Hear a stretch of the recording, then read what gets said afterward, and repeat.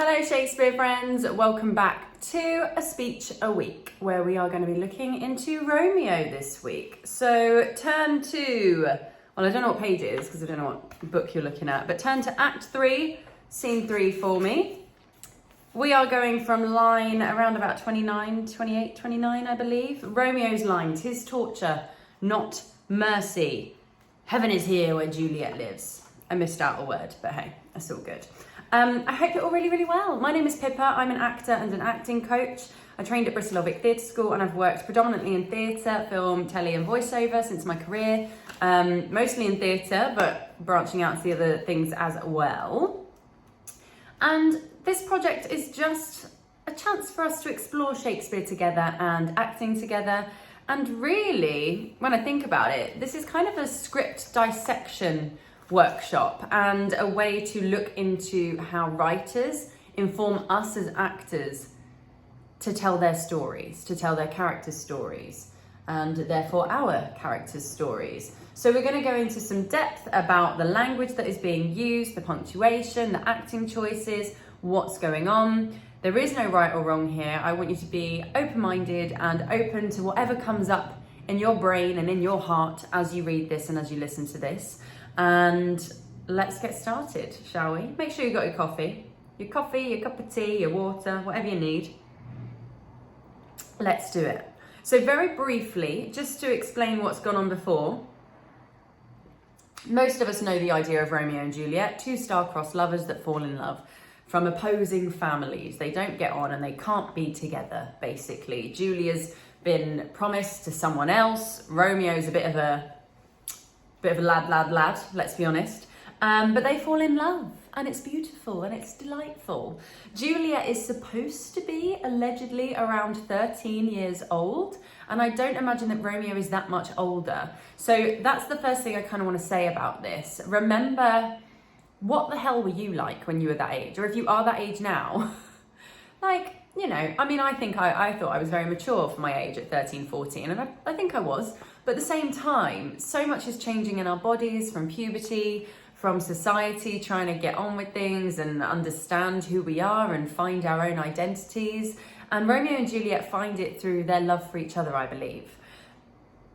There's definitely an element of heightened emotion at this point. Shakespeare is the king of drama. He knows how to get conflict out of his characters and his scripts. That's why actors love to do Shakespeare, because it's just a gift for conflict and excitement and all these emotions that our amazing selves have access to. So, all of that being said, Romeo has just been in a bit of a fight. He's managed to kill Juliet's cousin, Tybalt, and he's been told he's got to leave. He's got to flee the country, flee the city, because otherwise he'll be sentenced to death. And so he goes to Friar Lawrence, and this is what this scene is all about. So Friar Lawrence is his kind of, I don't know, I suppose, I haven't really thought about what I'm going to say here, but I was going to say about he's potentially a father figure, although we do see Romeo's father. I think Romeo and Juliet confide in Friar Lawrence. He is their confidant and their trustee. Much like any religious figure is, you know, as a worshipper, you look up to the pastor or the vicar, the priest, whomever it is that leads your services and things. And I think he's an anchor point for Romeo and Juliet. And of course, he is the one that suggests this poison and, you know, all the sort of stuff. So he's very much not responsible, but part of the story and part of the demise of these two young lovers. So Friar Lawrence calls Romeo, and Romeo, come forth, thou fearful man. Affliction is enamoured of thy parts, and thou art wedded to calamity. I mean, that's the opening line. We're not going to go through all of this bit, but it's really important to remember what's just happened to your character and what's just been said, like freshly said in the last 3 minutes before their monologue, for you to be able to react accordingly and act accordingly. So if you're wedded to calamity, like everything is going wrong for Romeo. Calamity, look it up, see what it says, and see what it says about Romeo to you. Blah, blah, blah, blah, blah. We're going to carry on. Let's just scribble down, squeeze on down. Where is it? So there we go. Here we go. A gentler judgment. I find that really hard to say. A gentler judgment vanished from his lips. Nobody's death, but body's banishment. So this is the news where Romeo realizes he needs to leave. Okay. Oh, excuse me. Hay fever season, and my boyfriend bought me flowers, which was delightful of him. But I'm allergic. I'm not really, but I do suffer with hay fever quite badly, so good times. Romeo responds, ha, banishment, a question. Be merciful, say death, for exile hath more terror in his look, much more than death. Do not say banishment. So it's really important to remember these few lines before you go into this speech if you're doing this for an audition. He doesn't quite believe it. Banishment. You think banishment is mercy, as he's going to come to say in his monologue. There's more terror looking into banishment than dying. And I think we forget in our comfortable lives that we live these days, we forget how back in those days, life and death, and don't get me wrong, like I've experienced a lot of bereavement, I'm sure some of you have, life and death was a lot more tangible than it is for us in our Western world. You know, how do I say this? People would drop dead all the time. There was no medicine, really. There was diseases being spread that no one really understood. And let's not forget, the plague is a real thing, okay? So obviously maybe not at the time Romeo is living, in context of the play, but for the audience, we would have understood as an audience member of that time that life and death are, what's that phrase? A hair thin away, a thin hair away. The bridge between those two things is tiny. And I think in our comfortable lives where we have medicine and if we feel sick, we take the day off and all of this sort of thing, we care for ourselves. Most of us have shelter, food in ample supply. We find that really hard to grasp, but Romeo doesn't. So if you're going to play Romeo or any character in any Shakespeare play, remember that that's the situation that you're in as a human being, as an actor, but also your character's in that situation. So when they say things like death is worse, you know, he's literally just seen two people just die, one by his own hand. Well, I suppose you could argue the other by his hand too. It's shocking. And as a young teenage boy, witnessing that, that's going to be doing one thing, let alone hearing that you need to leave your young wife that you've literally just married, who you are absolutely besotted with.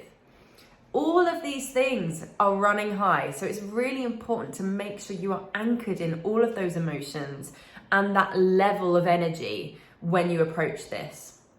So carrying on, Friar says, here from Verona art thou banished. Be patient, for the world is broad and wide. Friar Lawrence is an old man. He's got some life experience. Romeo doesn't have much of that. Even at the beginning of the play, we see that Romeo is, you know, just super excited about this other girl. I think it's Rosalind, actually, isn't it? Like, he's not lived as much as Friar Lawrence at this point. Although Friar Lawrence is also a man of God, so how much has he lived in Romeo's eyes? But as I say, these are kind of things to remember, and being told by a man who's just married you to your young wife, don't worry, the world is huge, you'll be okay. He's essentially saying, I think there, just move on, get over it, you'll find another wife, you'll find another life. That is not what Romeo wants to hear. And I'd encourage you to play the alternative scene out. Imagine Romeo listens to Friar Lawrence. There's a blooming fly in here again. I've opened my balconette windows and these flies keep getting in and it's driving me insane. But it's quite fitting because we're going to be talking about flies in a moment with Romeo. Oh, love that. Getting a gift from Shakespeare in heaven. So I've lost my train of thought now because this fly just, you know, got on my nerves. Never mind. So essentially, I was talking about Friar Lawrence's age, wasn't I? play that other scene out. That was it. Play the scene out where Romeo listens and he does leave, but then we wouldn't have the rest of the play. But there's a reason Shakespeare doesn't. There's not even a moment where Romeo really hears him out and contemplates it, is there? So Romeo bites back at Friar Lawrence. Friar Lawrence says, "Oh, deadly sin, oh, rude unthankfulness." This is reminiscent for me of Isabella in Measure for Measure. There's those wonderful parts where she says something like, "Oh, you beast, you faithless coward." I think I got it word for word there. But do you see, Friar Lawrence gets annoyed and frustrated, I think, here. So the energy, you can feel it. O's and exclamation marks, banished, all these lovely words that are in this scene leading up to the speech inform you as to what Romeo is thinking and what is going on. So do not overlook it if you're looking into this monologue. And indeed, with any monologue, from a contemporary play or classical, be very aware what has just happened for your character. And if it's not written in, for example, I was reading Reasons to be Pretty the other day. There's lovely parts where the characters have little monologues throughout. You don't know exactly what's gone on for that character to prompt that speech and that address to the audience, but you need to know in your mind's eye as the actor, okay? So here we go. Friar Lawrence has just said, "Oh, deadly sin, oh, rude unthankfulness, thy fault our law calls death, but the kind prince, taking thy part, hath rushed aside the law and turned that black word death into banishment. This is dear mercy, and thou seest it not." So what he's saying there, Friar Lawrence is saying, "Oh, deadly sin, oh, rude unthankfulness, you ungrateful little..." Although he didn't directly address it at Romeo, he's probably calling to God maybe at this point, or maybe addressing Romeo. That's up for Friar Lawrence's to decide. "The fault our law calls death, but the kind prince is overruling death and deciding that you are to be banished instead. He's rushed aside the law. He's made an exception for you, Romeo. What are you not seeing here? He's turned that black word death into banishment." And remember, this whole scene is really making clear to the audience that he's not going to be sentenced to death. He's got to leave Verona now. And this is the key bit. "This is dear mercy, and thou seest it not." Thou seest it not. And Romeo says, "'Tis torture and not mercy." So when Friar Lawrence says mercy, I think that has to trigger something in Romeo to then butt in potentially and say what he's saying now. It's torture, not mercy. Like, you say it's mercy, it's not mercy. So think about it. Make sure you've heard Friar Lawrence say it in your mind's eye and in your ear rolls and in your gut. You've felt him say that before you begin this monologue. And now I'm going to read it all out for you. This isn't a show off of my acting. This is literally me just lifting it off the page as if we were in a read through, giving it some welly, but I'm not here to, perform and smash this out the park. I just want you to hear it read and spoken out loud, okay? So Friar Lawrence says, "This is dear mercy, and thou seest it not. 'Tis torture and not mercy.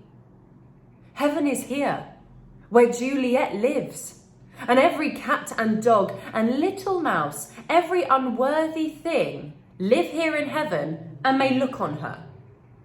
But Romeo may not. More validity, more honourable state, more courtship lives in carrion flies than Romeo. They may seize on the white wonder of dear Juliet's hand and steal immortal blessings from her lips, who even in pure and vestal modesty still blush, as thinking their own kisses sin. This may flies do, when I from this must fly, and sayest thou yet that exile is not death? But Romeo may not, he is banished. Hast thou no poison mixed, no sharp ground knife, no sudden mean of death, though ne'er so mean, but banished to kill me? Banished! Oh, friar, the damned use that word in hell, howling attends it. How hast thou the heart, being a divine, a ghostly confessor, a sin absolver, and my friend possessed, to mangle me with that word banished. Isn't it a good speech? And you know what, even when, because I was sight reading that, I haven't read it out loud today at all. When I was reading it, there was moments where obviously I lost the line, but naturally, because I think it's so well written, I was kind of finding, I mean, you probably saw where I was getting a bit lost, but the next shape of my mouth kind of prompted the right word instinctively. And that's down to the writing. That is Shakespeare being like the badass that he is. It's so good. It's so good. It's such a beautiful speech. And so let's work through it. First of all, as always, is there any part of that really stood out for you? Share it with me in the comments. Let me know what you're saying. For me, the repetition of banished,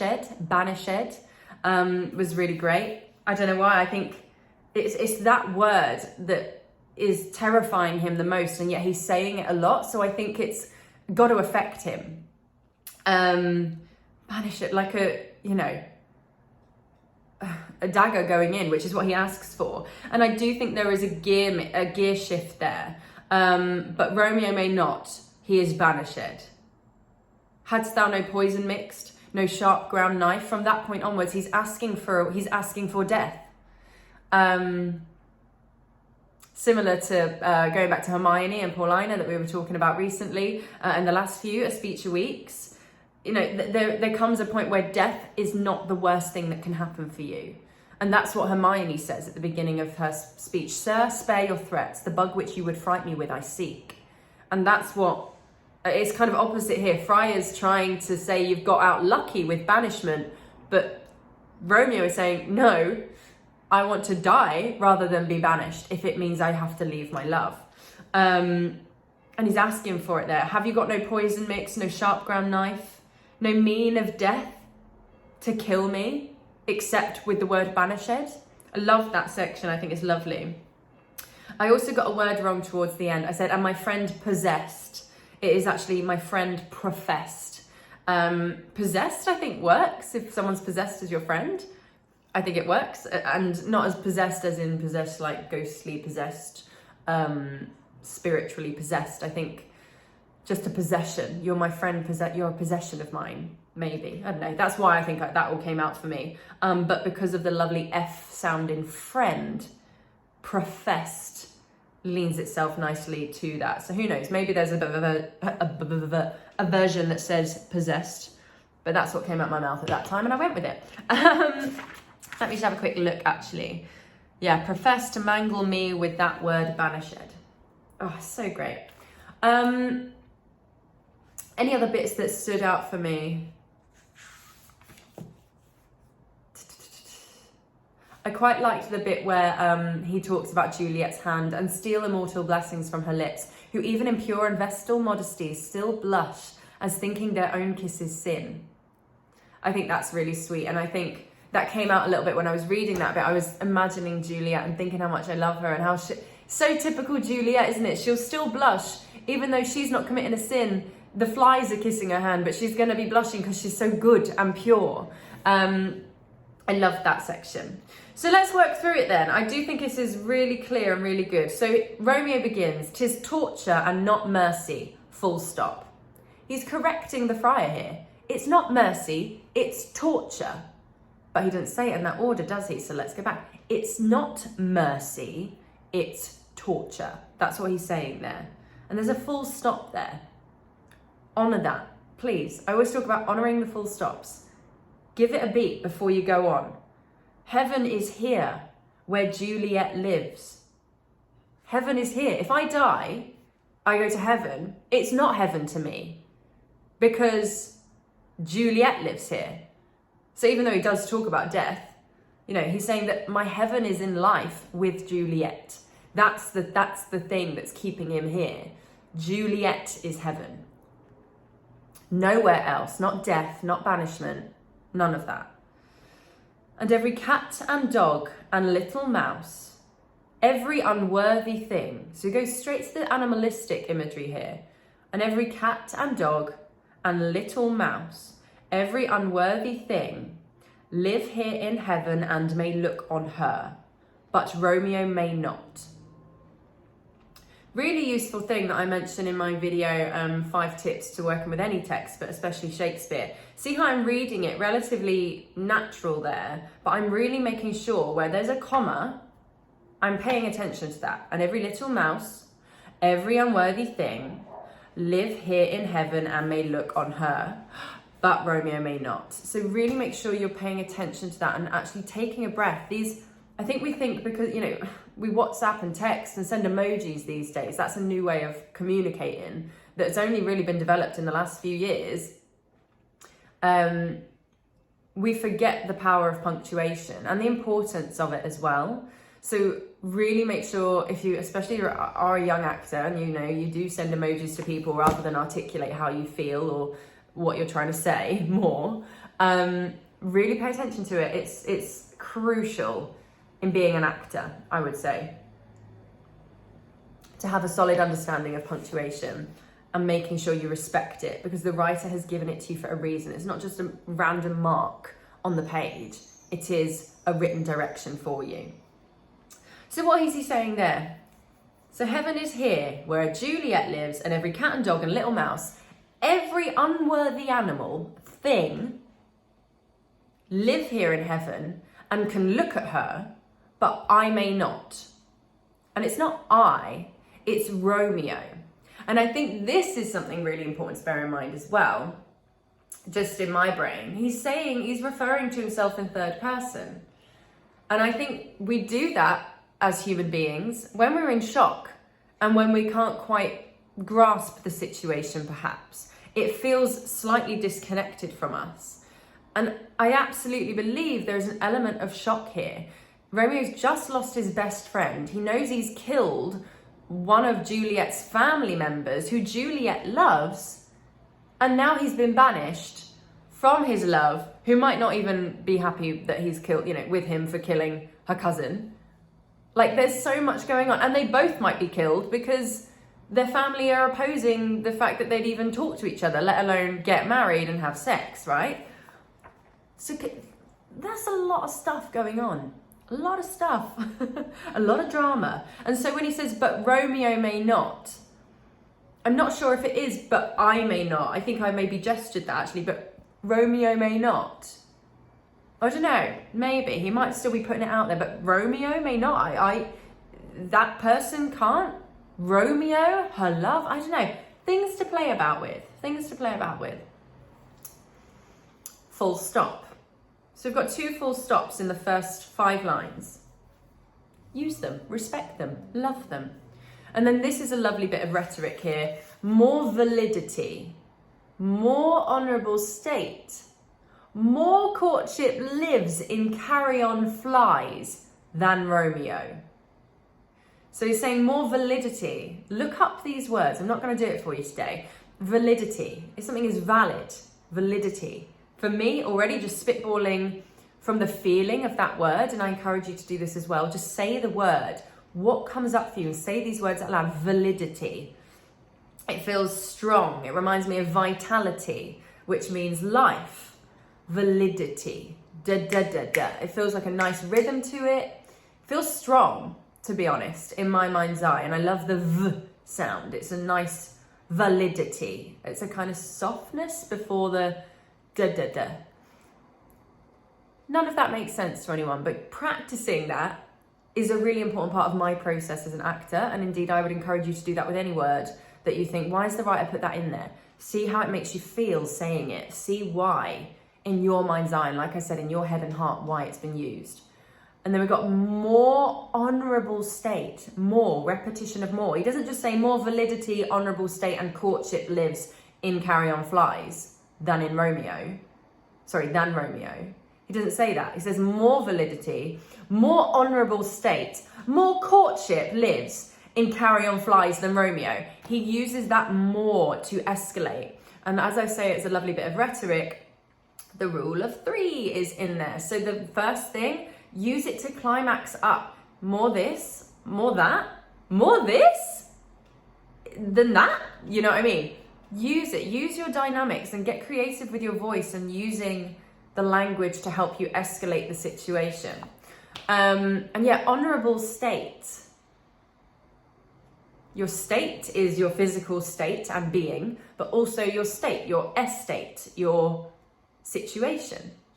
And honourable, to be in an honourable state, I can imagine means having composure, but it also means having an honourable family and an honourable estate, you know. And then he goes on to courtship. So again, more courtship. Courtship is this, we don't really think about it too much now, but for example, in terms of the royal family, I don't think they really call it the court or courtship nowadays, but there is this kind of structure and how they spend their days. And back in the olden days, there was a court that was held, and you had the queen or the king, and then you had their advisors, and then the lady in waiting. Like, all of these people are part of the court, and politically they would have an influence on what was going on, and socially it was kind of part of the society that they lived in. It was like their little bubble, really. I suppose you could imagine, I don't know if I was about to say what makes sense. But if you have like a normal 9-to-5 job, for example, let's say the CEO is the king, and when he walks past, you're like, oh, hush, hush, make sure you're doing your work. But the employees, the team leaders, like all of these people are like the court. Do you know what I mean? It's like your vicinity of people around you, I would say. And so courtship, the art of courtship as well, is kind of playing that game. Oh, you know, you work your way up the ranks in court. That's like what would happen back in the olden days. And another good example of this actually is The Favourite. I mentioned that a few weeks ago as well. But that film kind of highlights what goes on in court. And courting, if you are being courted, if you've watched Bridgerton, I'm sure they use that term a lot. It's that process of wooing a lady and getting her to marry you or welcome her into your family, or vice versa, this courtship thing. So that word alone, do you see how much is in that word, packed in, that Romeo is thinking of? More courtship. You know, the way I've been taught to live and do stuff lives in carry on flies than in me. But again, it's not in me, it's in Romeo. He's using his word, his name here. And why? I think it's the vowel sounds. Romeo. Oh, he's got a lot of O's in his name. And that added with the more, or, the vowel sounds. Look at them here. This is a part of the play where grief and panic and terror and fear and love is at its most full. And so having these lovely, shapely vowel sounds are gifts for you as the actor, to allow that emotion to come through.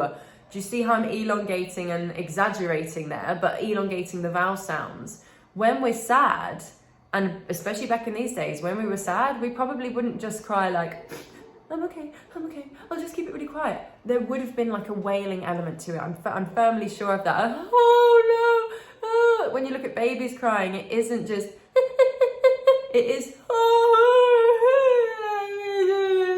when you look at kids crying, right? So lean into it, don't fight it. It's all there for you.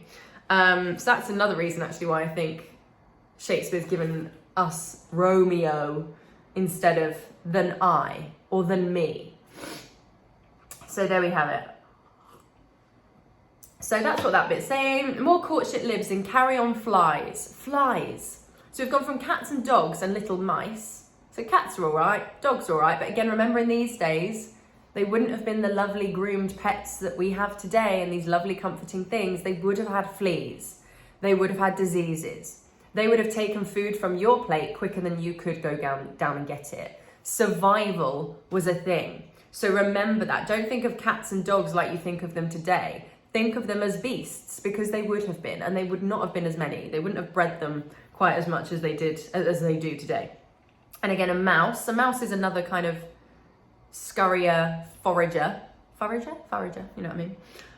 And now he's gone to carry on flies. And again, in heat of the plague, and where do flies show up? By rubbish, by poop, by filth, by dirt.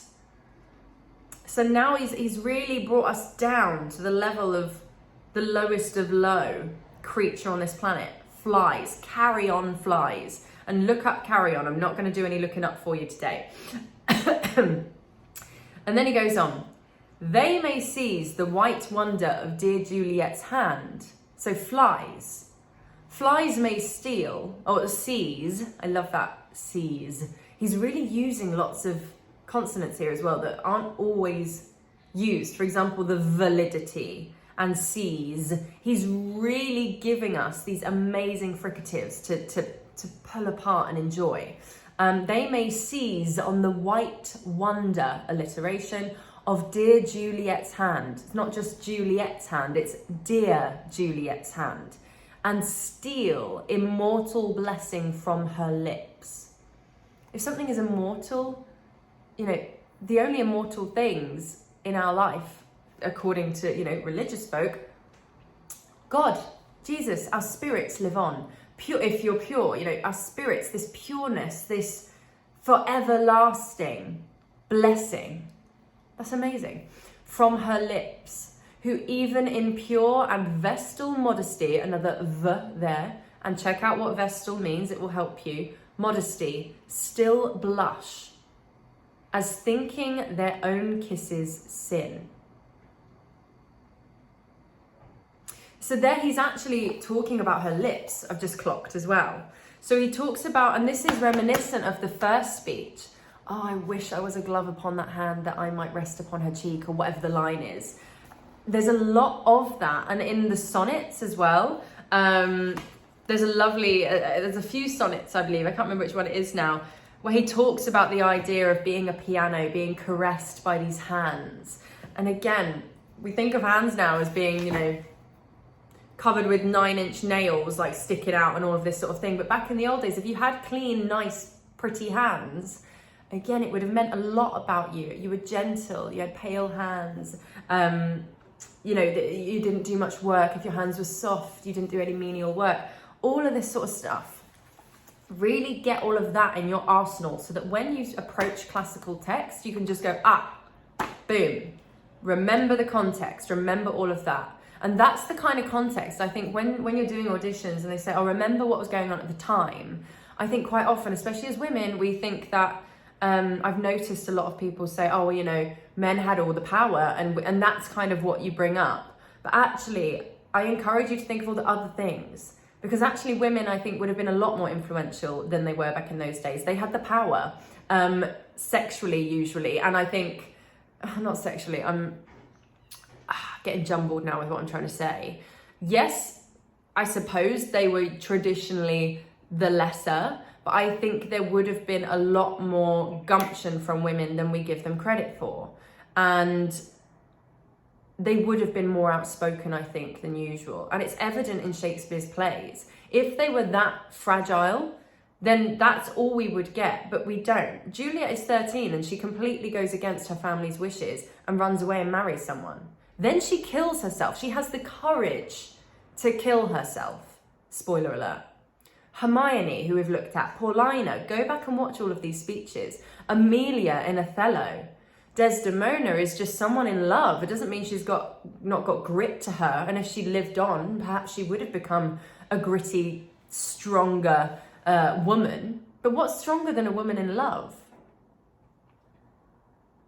Nothing will stop you if you're fighting for what you believe in. And nearly every single one of Shakespeare's women, Cressida as well, I'm thinking of her, Portia, Merchant of Venice, Portia and Julius Caesar, you know, Julia and Two Gentlemen of Verona, and Sylvia. These are women who leave to get what they want.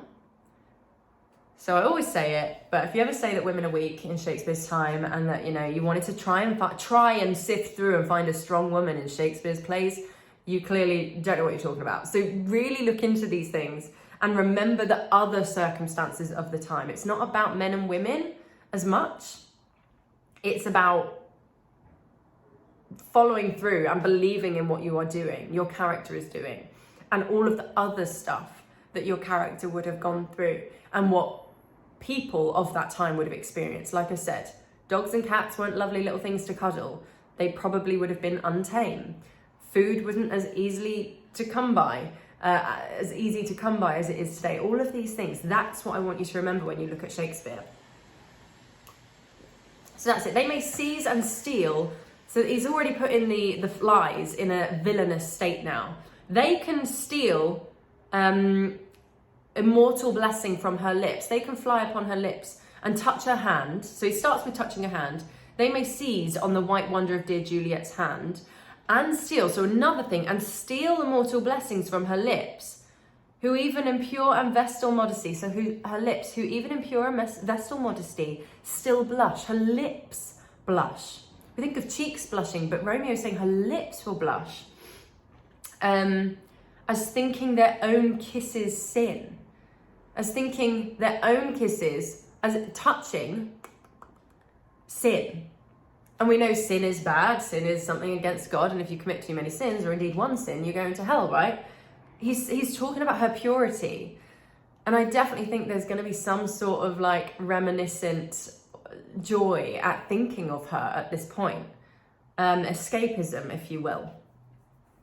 And then he comes back, there's a full stop there, and then he comes back to reality. This may flies do, when I from this must fly. And there's a lovely, it's a lovely play on words there. Flies can do that, but I must fly. What it means, I must leave. And then this leads on to a question. So this is all part of a question.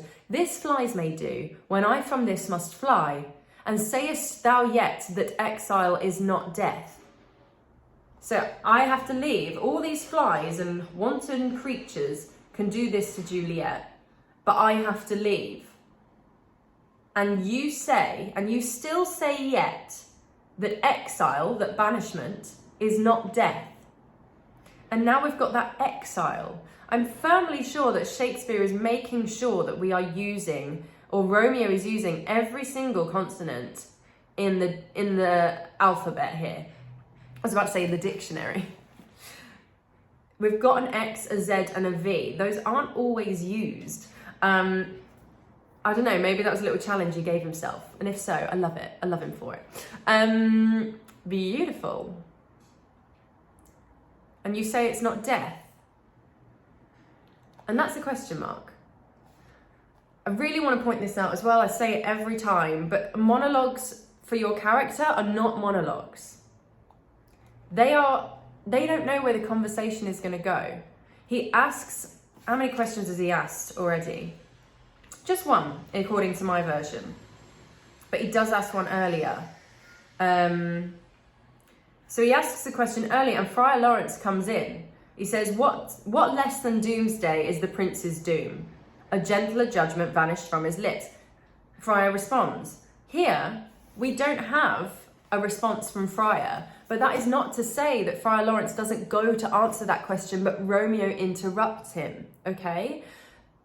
Please remember, and if you're doing auditions for self-tapes or self-tapes for auditions or show reels or anything, do monologues, but don't treat them as if it's just you talking at someone with no one responding. Duologues and monologues are the same thing. However, in a duologue, the writer has just given the other character words. In a monologue, your character doesn't know they're about to do a monologue. They could be interrupted at any point, and you've got to remember that. Please, please, please. If anyone, please try and remember that. It's so important. So maybe he's going to say something, but then you jump in again. But Romeo may not. Or maybe Friar Lawrence is rendered speechless at this point. And so you have no choice but to carry on to win your argument here as Romeo. But Romeo may not. He is banished. And then we got that lovely, that's just a lovely statement there. And then he moves on. So why is the gear change there? Hadst thou no poison mixed, no sharp ground knife, no sudden mean of death, though ne'er so mean, but banished to kill me? Here we go, here's the questions that I was looking for. Banished. Oh, Friar, I love this bit. Oh, Friar, the damned use that word in hell. Howling attends it. Howling. Brilliant as well. That's what I was saying about Romeo's name. Romeo! There is a howling quality to this whole speech and this whole bit. And you'll find that in other parts of Shakespeare's plays, with other characters going through similarly, crazy high stakes stuff. Oh, so good. How hast thou the heart, being a divine... Now he's really questioning the friar. So at first he's kind of questioning the whole idea that being banished is mercy when it isn't. And now he's saying to the friar, how have you the heart, being a divine and ghostly confessor, a sin absolver, and my friend professed to mangle me with that word banished. And again, he could have shortened all of that. He could have said, how hast you the heart, being my friend, to mangle me with that word banished? But he doesn't.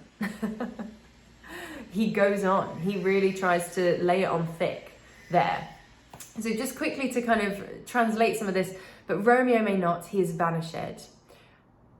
He is banished. And I think that statement as well could be a kind of like, okay, let's say that is the case. If so, have you got a knife? Have you got something that can kill me right now? Hadst thou no poison mix? And again, it's a listicle thing. He could have, I think he is searching and trying to get something here, potentially. He could have just said, have you no knife to kill me with? Hadst thou no poison mixed, no sharp ground knife, no sudden mean of death, though never so mean, never so mean, but banished to kill me? Have you got something to kill me now, my physical form, although nothing as bad as the word banished could kill me? Banished. And it's a question again. Make sure you ask it. Who's he asking? Maybe he's asking Friar. Maybe he's asking God at this point. Maybe he's talking to the audience. Banished? Can you believe it as well? That I am banished, guys? Oh, Friar, how have you the heart? Blah, blah, blah. It's so brilliant. It's so brilliant. And then going on there, oh, Friar. Again, oh, Friar. It's not just Friar. Oh, Friar. The damned use that word in hell. I think it gets me choked up just saying it. Don't you see? He's trying to make it really clear to the Friar. Don't you realise that the cursed, damned people, the sinful thousands and millions of people use that word in hell? When you are banished, you are sent to hell, not to heaven. And he brings us back to hell. He begins with heaven, doesn't he, actually? Heaven is here where Juliet lives. And by the end, he's saying, if I am banished, I am equally in hell. Like, it is hellish to me. Howling attends it. That word, it's the power of that word. Similar to Edmund in King Lear. Base, bastardy. Base? Why, wherefore base? Like, genuinely plucking on that word. It's brilliant writing. It's brilliant writing. And Romeo's version of base is banished. Howling attends it. Crying, howling. Howling is a very animalistic noise. Again, coming back to the animal imagery that we've got presented in this monologue. If you howl in agony and pain.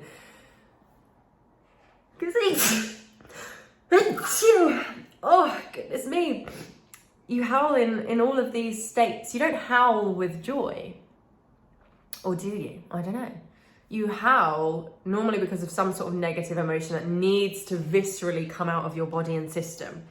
How hast you, and there's lots of more H's there. Hell, howling attends it. How hast thou the heart? Lots of H's in that section. Really helps you learn it. How hast thou the heart? How have you the heart? Being a divine. Remember, divine isn't just pretty. If you were divine, you had divinity. Divinity could only be possessed by gods and kings and queens. So again, you're divine. You are an extension of divinity. You're a friar, for Frank. A ghostly confessor. Why ghostly? It's not just a confessor, a ghostly confessor. And again, I think ghostly in those days doesn't necessarily just mean, look it up, like horror movie ghosts, but spiritually. Your ghost lives on after you. A ghostly confessor, a sin absolver. You remove sin from people. You can take it off and absolve it. It's all good. You can come in, my love. And my friend professed. And again, it's not possessed, like I said, it's professed. You are my friend. You've professed. If you profess something, what do? Look it up. That's what you do. You profess, you exclaim, you've shared that. You've self-professed that you were my friend. And yet here we are.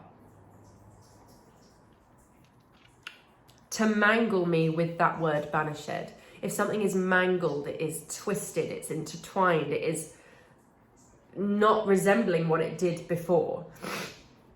And again, to mangle me with that word banished. That's the first time he doesn't say to mangle Romeo with that word banished. So now I think it's hitting home. Okay? Really, really good. There's more of an exchange between them, but I'm just going to read this one more time, and I hope all of that was super helpful. It's such a good speech. It's such a lovely part to play. And I urge any of you who are doing this speech, like I said, you've really got to get to grips with the situation. He's just killed his wife's cousin. He's just got married to his wife. He's been told he's got to leave her. He's just committed murder himself. He's probably ran for a very long time to get here. All of this is going around his brain. And now he's been told he's banished, okay? Let's have a little read through of it. Oh, below my nose. And just a reminder, if any of you haven't yet signed up to my newsletter, feel free to do that. You can sign up at pippamoss.com. Just fill out your details and I'll add you to that, where I share actors' inspiration, stories, audition experiences, extra advice, and just insights into acting and the acting craft directly through your inbox. So let's have a final read of this. Enjoy. 'Tis torture and not mercy. Heaven is here, where Juliet lives, and every cat and dog and little mouse, every unworthy thing live here in heaven and may look on her, but Romeo may not. More validity, more honourable state, more courtship lives in carrion flies than Romeo. They may seize on the white wonder of dear Juliet's hand and steal immortal blessing from her lips, who even in pure and vestal modesty still blush, as thinking their own kisses sin. This may flies do, when I from this must fly. And sayest thou yet that exile is not death? But Romeo may not. He is banished. Hadst thou no poison mixed, no sharp ground knife, no sudden mean of death, though ne'er so mean, but banished to kill me? Banished. And friar, the damned use that word in hell. Howling attends it. How hast thou the heart, being a divine, a ghostly confessor, a sin absolver, and my friend professed to mangle me with that word, banished? There you have it. I definitely gestured to myself on that statement, but Romeo may not. He is banished. I disagree with that. If I wouldn't do that personally. But gosh, can you feel it? And I definitely look for more softness in there, but oh goodness me, my neck's still not all there, everyone. It's just got such a lovely journey in it and such wonderful storytelling. And you can follow his thoughts really clearly. Sometimes some speeches can be a little bit tricky to dissect because obviously it is a classical text. It is a piece of writing from hundreds of years ago. But this one I feel just connects and I mean, they all do really, of course, don't they? But I love his journey in it. I love it. And it's a wonderful, wonderful scene. So there you have it. That's Romeo. I hope you enjoyed that. I'm looking forward to seeing you next week for the next speech. I'm gonna decide what we're gonna do. Any requests, let me know. And I wanted to, in fact, I'll introduce you to Shakespeare as well. This, I won this along with lots of books from Samuel, was it Samuel French? I can't remember. It's a little Christmas tree decoration of Shakespeare himself. That's his quill. Will's quill behind him. Isn't he a nice fellow? He's always out in my house next to Toulouse-Lautrec. Two of my favourite fellas. I thought I would finish by reading you one of my Shakespearean insults out of my Shakespearean insults pen pot. And here we go. Let's just do that and see what we got. Oh, goodness me. All the infections that the sun sucks up. I mean, that's all it says. I suppose that's an insult, isn't it? But I guess it's you are. All the infections that the sun sucks up. Pleasant young man, wasn't he? And that, everybody, is the end of your speech a week. Enjoy the rest of your week. I'll see you next time. And as always, comment below if you've got any requests or questions, and I will get back to you as soon as I can. Have a lovely, lovely rest of your day. Bye for now.